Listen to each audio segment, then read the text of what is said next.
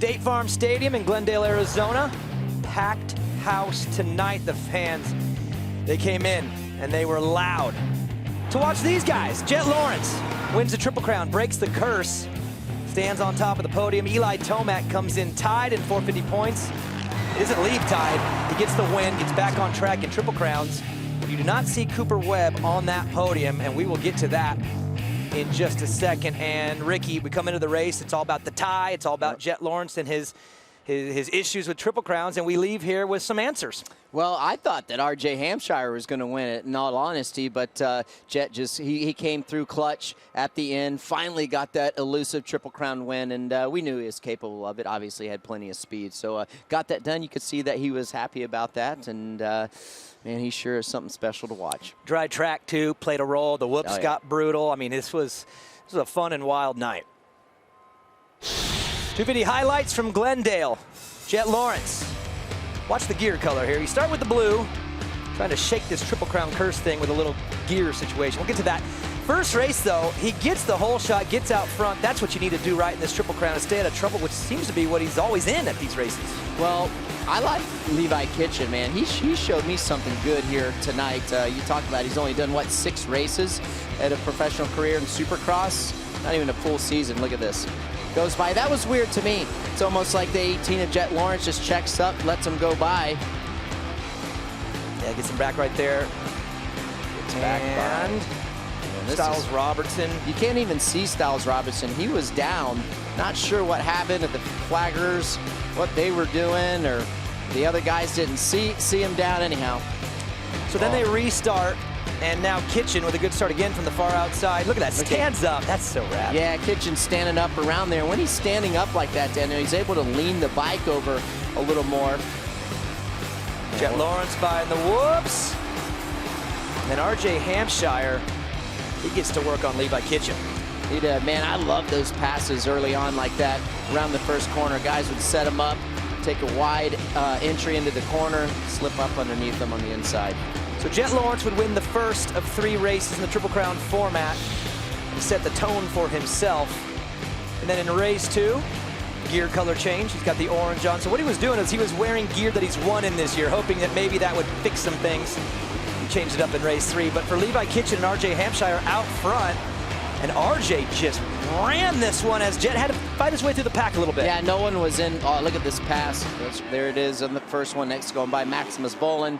In the inside, but RJ Hampshire, that second race, Daniel, he was just absolutely perfect.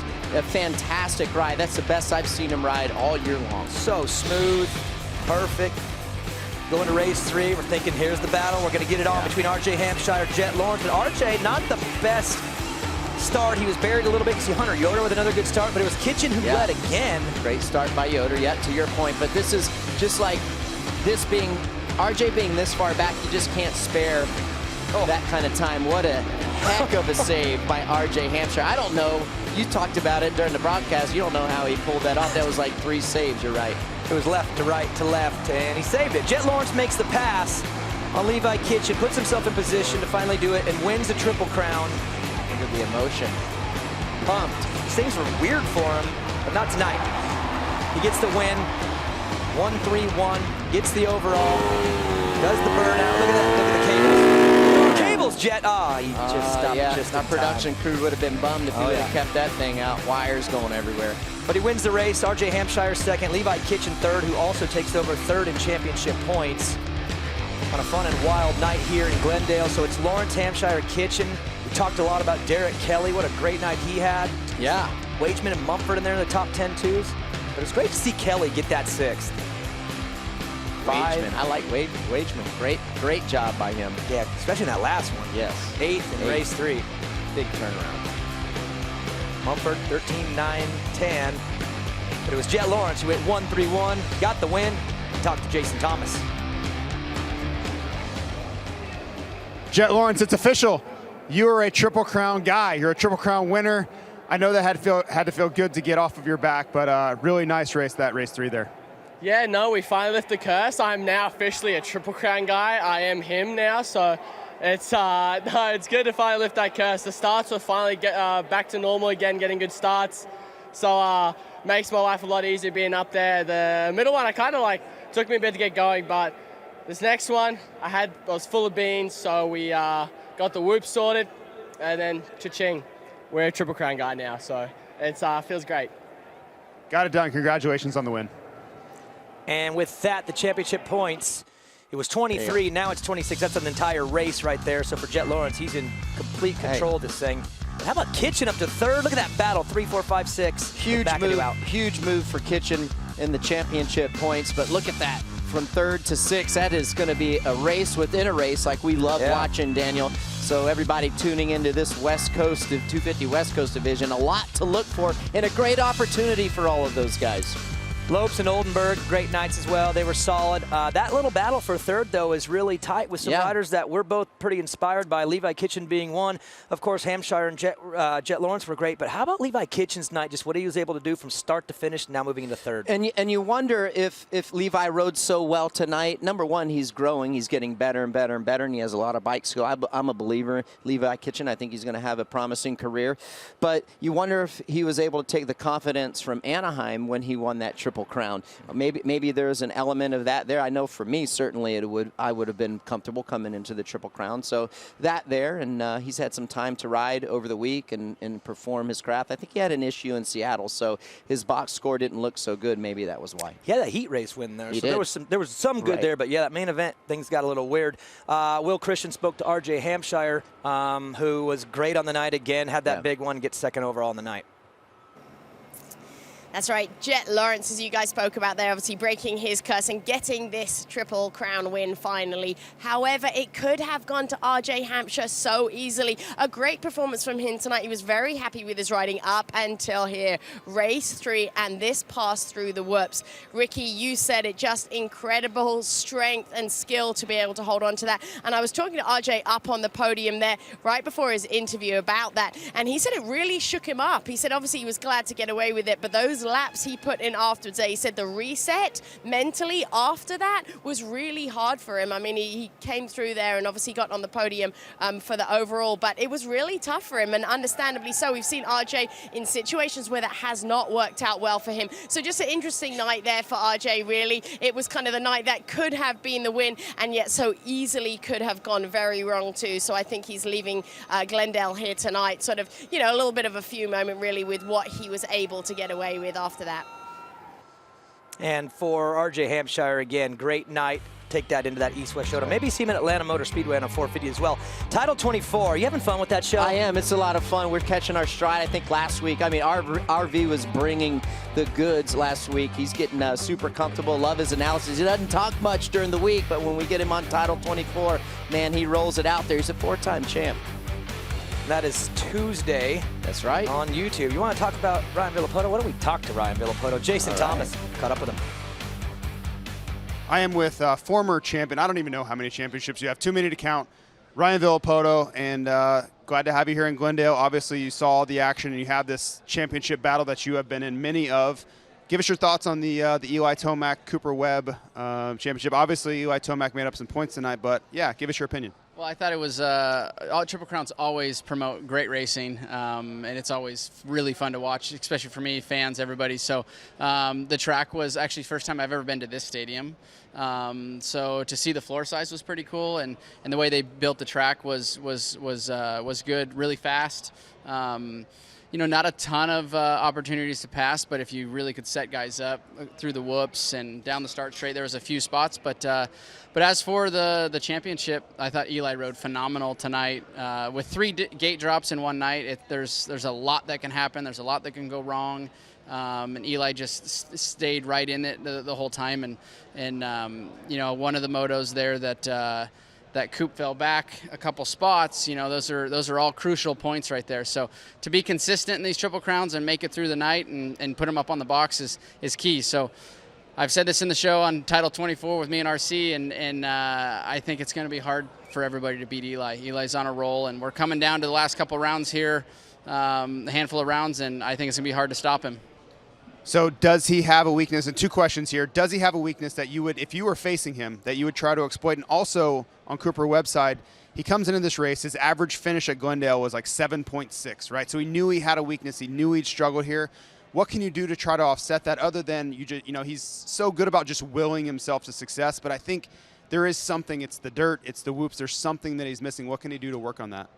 Tonight, watching and the way the track kind of developed, and he didn't struggle in the whoops too bad. Eli had some phenomenal passes through the whoops though, all day.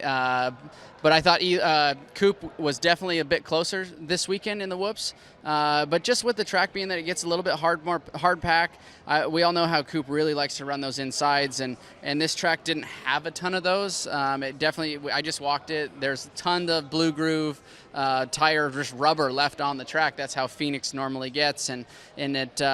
You have to. That's really hard to really push a little bit over the limit to make up that ground to catch those guys. Everybody, if you watched them, everybody was in a train. That middle race there, it was other than Chase having a gap.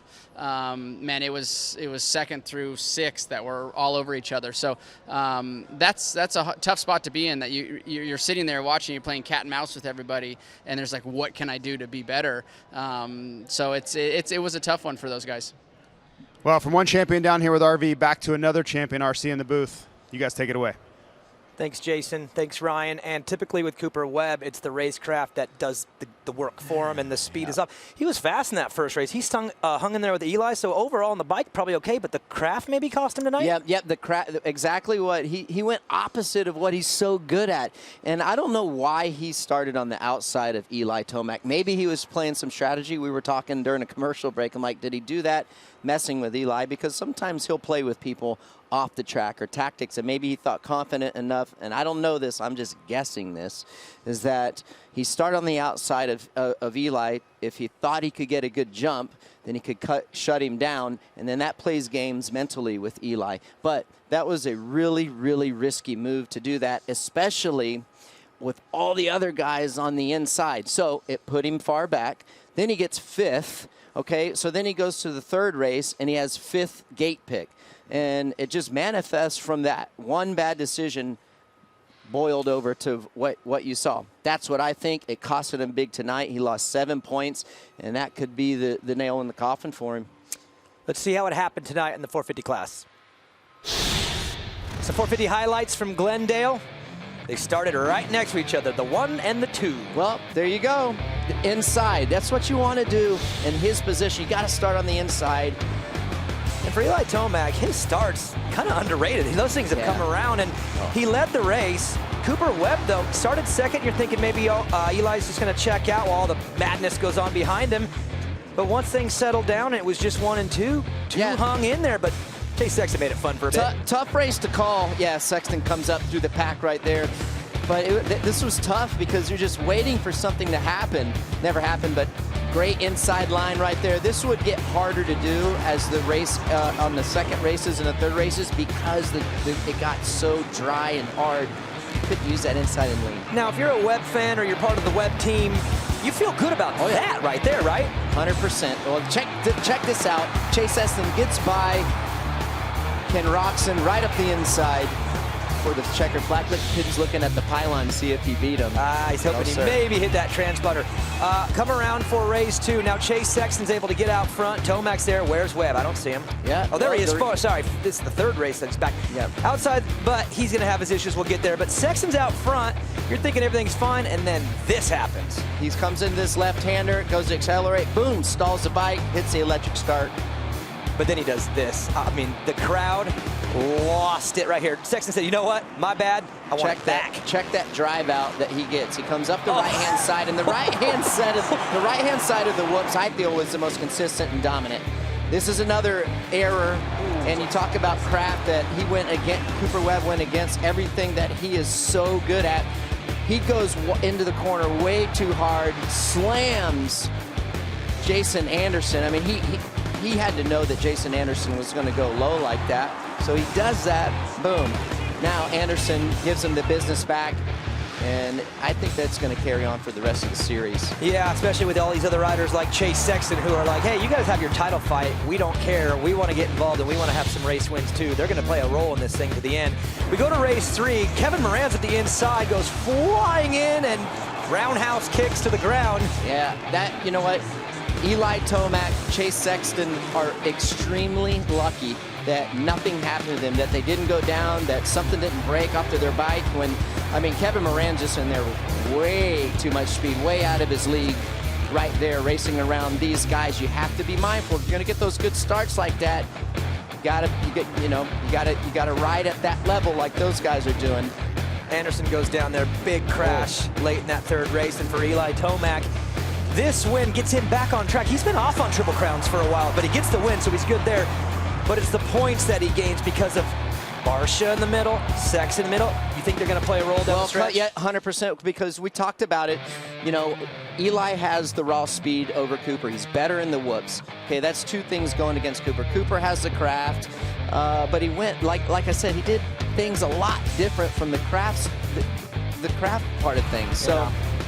I don't know, man. I think I'm going to go ahead and say it right now. It's Eli Tomac's championship to lose. Wow, and he takes control of it. Look at that, 4 points, 1-2-1. What a night for Eli Tomac. And Cooper Webb started strong, but then those issues, you said, when the craft went bad, everything kind of fell apart from there. He gets 4th overall. Eli Tomac grabs the win and talked to Will Christian. Thank you, Daniel and Eli. Huge congratulations to you. There's a lot of good to be taken away from tonight. You get to move into that spot right behind Jeremy McGrath there, the second most winning Supercross racer of all time. That's a big deal. And now you leave Glendale here with that red plate just to you and a 7-point buffer. How are you feeling? Oh, it was a fantastic evening. We had such an awesome crowd here. This is somewhat of a local race to me, so we have so many family and friends out here. So I always have good energy here. It was a very tough racetrack tonight, one of the slicker ones that we've raced on in a long time. So it was fun. It was a different challenge, and starts were key tonight, and we rocketed out there. So thank you, Monster Energy, Star, Yamaha. We're just going to keep on going. Clearly a fun night for you. Just one other thing that was kind of fun right at the beginning that I want to ask you about, your good friend there, Kyle Stone. We saw a baby reveal there were involved in the beginning. Just give me a little bit of a background story on that. That's right. Kyle's been driving my motorhome since 2016. So it's so cool to see how we've grown as a family and how he's grown, with his own personal life there, and introducing a baby girl in your life is so cool. So congrats, Kyle, and like I said, it's just so cool to see the family grow. Congratulations to you and to Kyle. That's cool. How about this? Baby reveal in opening ceremonies. Eli comes out of the tunnel, and the reveal's on the bike. Watch the pink. I love it. How cool is that? That is so special. Look at the reaction. There's Kyle there.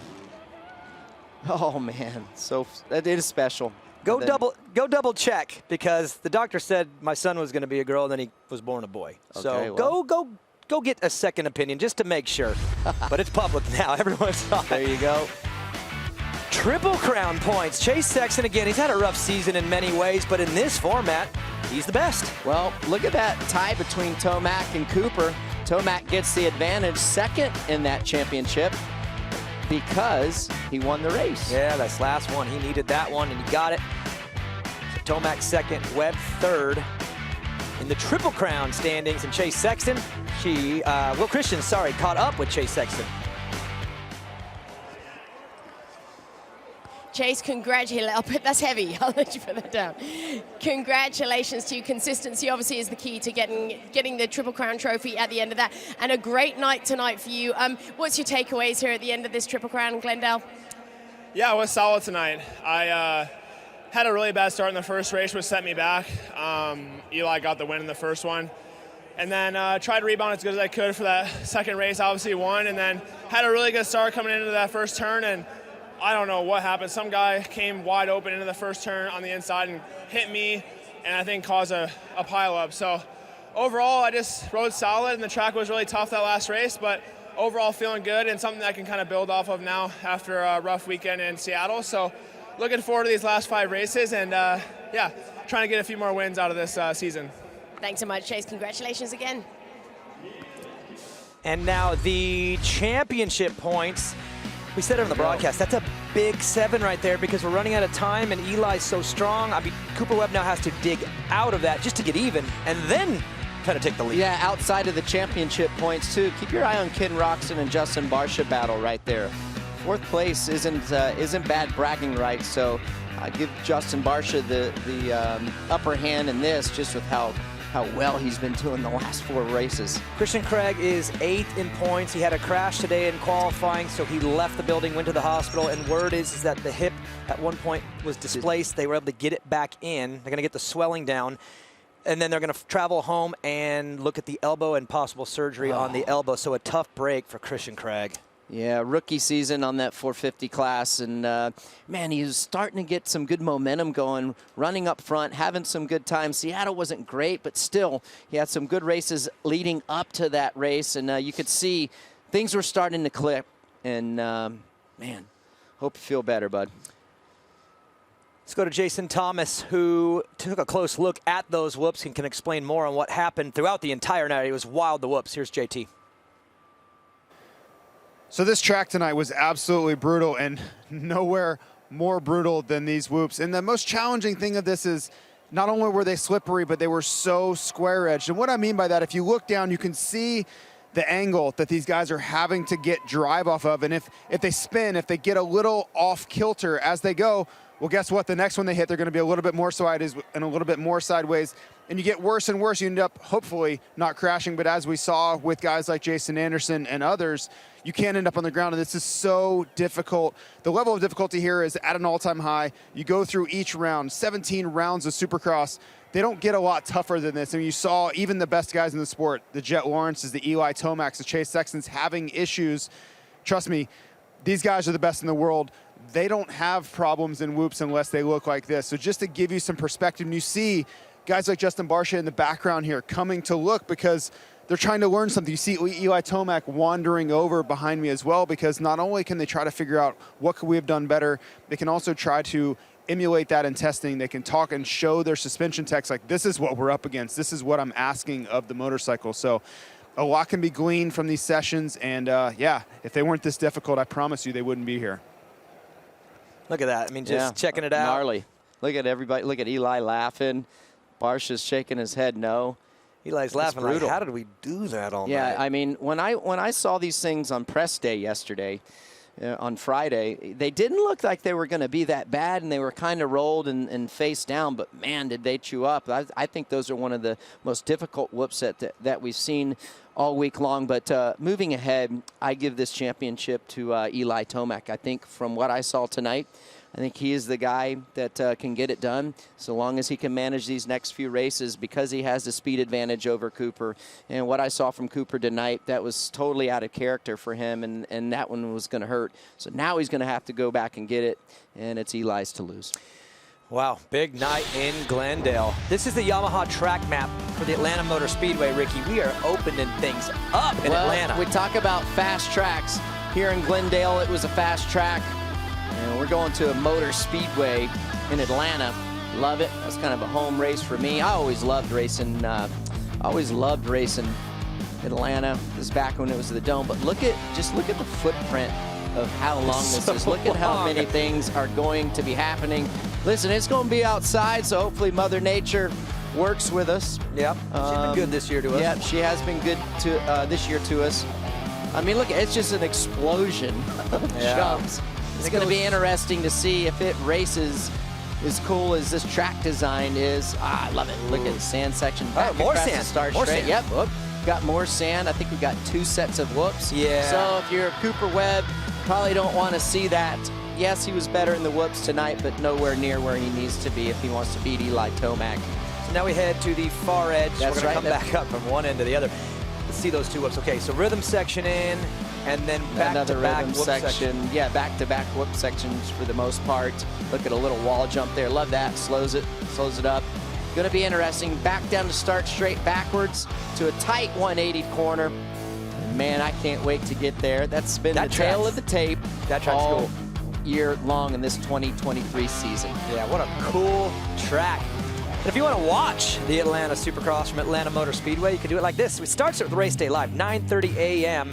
That's Eastern, so 6:30 a.m. for you West Coasters, man. All my California friends, wake up, watch Peacock, Race Day Live. And then 3 o'clock, it's a day race in Atlanta, round 13, live on Peacock, of course, and NBC, 3 o'clock, and of course the re-air on CNBC, 11:30 a.m. on Sunday, April 16th. And then this week, go to supermotocross.com. So where do we go from here? We got a couple days. We're going to be back in Atlanta. We'll be prepping for the race. What does Cooper Webb do here? Final thought. What does he do over the next 6 days to prepare for Atlanta? Well, he's going to have to go faster through the whoops, that for sure. He needs to go back to how he got in this position and keeping that race composure and that racecraft, what he's so good, putting himself in great positions. He has to do that. He went rogue tonight. Didn't work for him. And I go back to what we talked about a little bit earlier. I'm telling you, from what I saw tonight, it's Eli Tomac's to lose. With that big 7-point lead that he got tonight. We're going to break it down on the SMX Insider show on Thursday. Go to supermotocross.com or to the YouTube channel and watch Jason Wygant and myself try to break this thing down and prep everybody for the Atlanta Motor Speedway, round number 13. We're closing it down. 5 to go. Atlanta, East Rutherford, Nashville. Ooh, can't wait for Nashville. Denver, Salt Lake City to close down the 2023 Monster Energy AMA Supercross Championship. It's been a fun one so far. I expect nothing less in the final 5 rounds of the 2023 championship. Thanks for watching. We'll catch you on Saturday.